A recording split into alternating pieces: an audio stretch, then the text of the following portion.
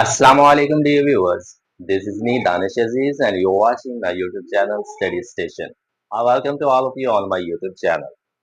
Dear viewers, dear subscribers, as you know we were discussing one of the great subject from BS English semester 4 and that subject was short stories.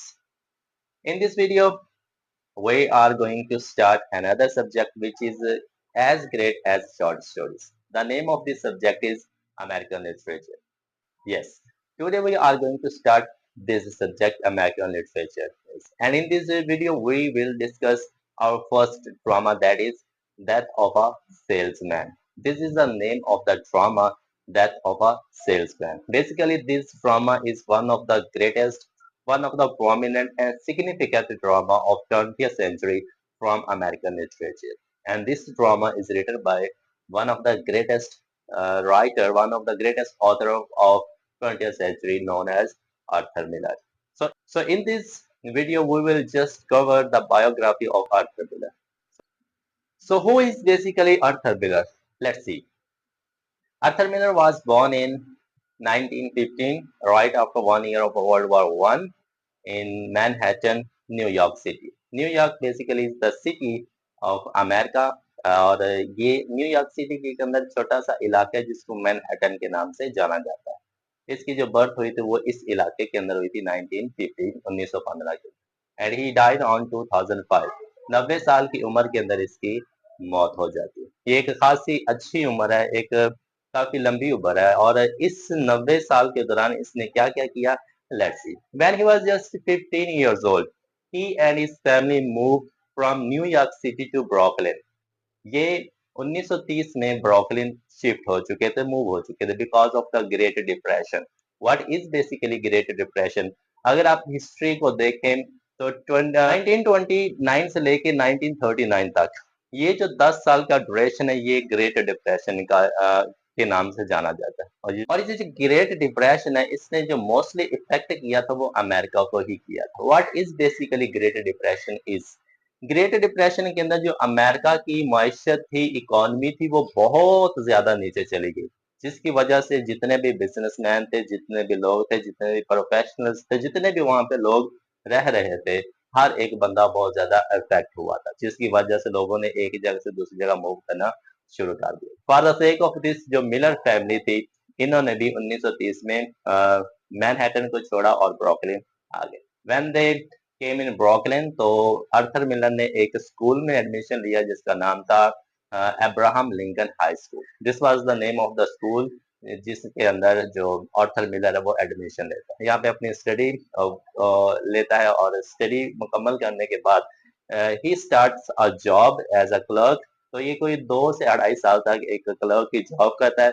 जब इसके पास काफी पैसा इकट्ठा, savings इकट्ठी हो जाती है, so he gets admission in an university. University के अंदर अपनी फिलोसफी की तालीम मुकम्मल करता है। फिलोसफी की तालीम मुकम्मल करने के बाद ही केम बैक इन 1938 1938 के अंदर जहां से ये गए थे वहीं पे ये वापस आ जाते। तो 1938 में जिस जगह से गए थे वहां से वापस आने के बाद ये शादी कर लेते। Basically he got married 3 times. तो जो इसकी पहली शादी होती है वो 1938 में होती है with Mrs Grace Slater, Mary Grace Slater इसका फुल नाम होता है, उससे होती है। Unfortunately this marriage was not successful. तो 1956 के अंदर इनके दरमियान डाइवोर्स हो जाती है, लेकिन तब तक इनके पास 2 चिल्ड्रन होते हैं, एक बेटा होता है और एक बेटी होती है। तो इसकी जो दूसरी शादी होती है वो राइट आफ्टर 5 years 1961 के अंदर होती है और ये जो शादी होती है ये इसकी एक मूवी स्टार से होती है जिसका नाम होता है Marilyn Monroe. This basically she was the movie star Marilyn Monroe. लेकिन ये शादी भी इतनी सक्सेसफुल नहीं होती। 1 साल तक ये शादी चलती है, उसके बाद इनके दरमियान फिर डाइवोर्स हो जाए। हिज थर्ड मैरिज 1962 ये होती है इंज मोरात से। बेसिकली इंज मोरात वाज अ फोटोग्राफर। फोटोग्राफर से शादी होती है, ये बहुत ही सक्सेसफुल शादी होती है, लॉन्ग टर्म तक चलती है और इनसे भी इसके 2 बच्चे होते हैं, एक बेटा और एक बेटी। इसी तरह वक्त गुजरता जाता है, ये इसी ड्यूरेशन के अंदर अपने वर्क्स को भी लिखता रहता है और टिल दैट 2005 ये बहुत सारे वर्क्स लिख लेता है। बहुत सारे वर्क्स इसके बहुत ज्यादा फेमस है, लेकिन उन फेमस वर्क्स में से 2 इसके ऐसे वर्क्स हैं जिनको इंटरनेशनल लेवल पे जाके पीक मिली। उन 2 वर्क्स ने इसको बहुत ज्यादा पॉपुलैरिटी, बहुत ज्यादा फेम दी, बहुत ज्यादा रिस्पेक्ट भी दी। If you talk about those two works, then the first one is the death of a salesman, जो कि हमारे सिलेबस का भी हिस्सा है, और दूसरा one of the very greatest iconic one, the crucible. बहुत ही अच्छा और शानदार वर्क ये लिखा। ये जो दो वर्क्स थे, ये बहुत ही आला और पाए के वर्क्स इसने लिखे थे। इनमें से जो एक है the death of a salesman, ये आपके सिलेबस का भी हिस्सा है।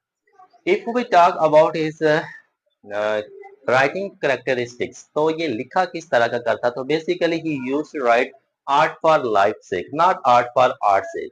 ये जो बेसिकली लिखा करता था वो आर्ट फॉर लाइफ सेक लिखा करता था, आर्ट फॉर आर्ट सेक नहीं लिखा करता था।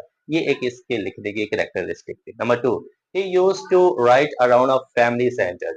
ये जो लिखा करता था वो फैमिली सेंटर्ड के रिलेशन के गिर्द ही लिखा करता था। ये दूसरी चीज। Number three, he used to write on one subject। ये एक ही सब्जेक्ट को लेके चला करता था, एक ही सब्जेक्ट की पूरी की पूरी कहानी लिखा करता था। और चौथी जो चीज है, ये रियलिज्म के एस्पेक्ट अपने वर्क्स के अंदर डालता था। और पांचवी और लास्ट चीज, इसके जो करेक्टर्स हुआ करते थे वो रियल लाइफ करेक्टर्स हुआ करते थे। जितने भी आप इसके वर्क्स पढ़ेंगे, यू विल सी कि जितने भी करेक्टर्स ये यूज करता है वो सारे के सारे रियल बेसिक करेक्टर्स होंगे। So this is all about Arthur Miller. ये थी जिसकी शॉर्ट सी बायोग्राफी।